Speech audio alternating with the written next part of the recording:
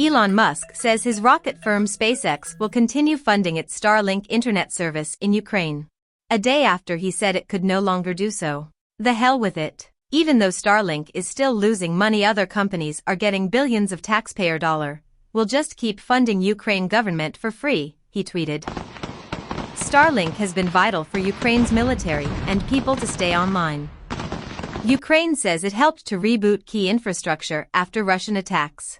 Energy installations were among facilities targeted by more than 100 Russian missiles this week. Starlink consists of thousands of satellites in low Earth orbit and ground terminals. Last month, Mr. Musk, the Tesla boss and world's richest man, asked the Pentagon to fund the Starlink program instead of him, according to U.S. media. And on Friday he tweeted, "SpaceX is not asking to recoup past expenses, but also cannot fund the existing system indefinitely." That move drew strong criticism. Mr. Musk earlier provoked Kiev's ire by suggesting Ukraine could cede territory to Russia. The Starlink program costs $20 million, £18 million per month to maintain, according to Mr. Musk. He recently said SpaceX had spent $80 million so far to keep Ukraine online. In addition to terminals, we have to create, launch, maintain, replenish satellites' ground stations, he wrote on Twitter. We've also had to defend against cyber attacks, jamming, which are getting harder. Ukraine's Vice Prime Minister, Mikhailo Fedorov, downplayed tensions with Mr. Musk, writing on Twitter that the billionaire is among the world's top private donors supporting Ukraine.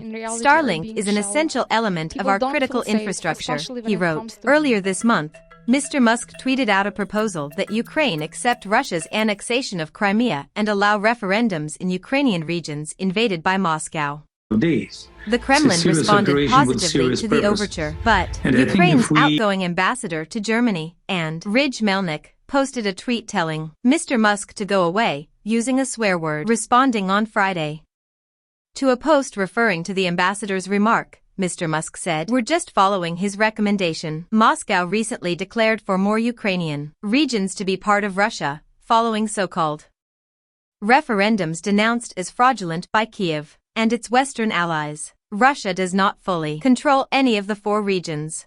Mr. Musk has also suggested the world should formally recognize Crimea, illegally annexed by Moscow in 2014, as part of Russia.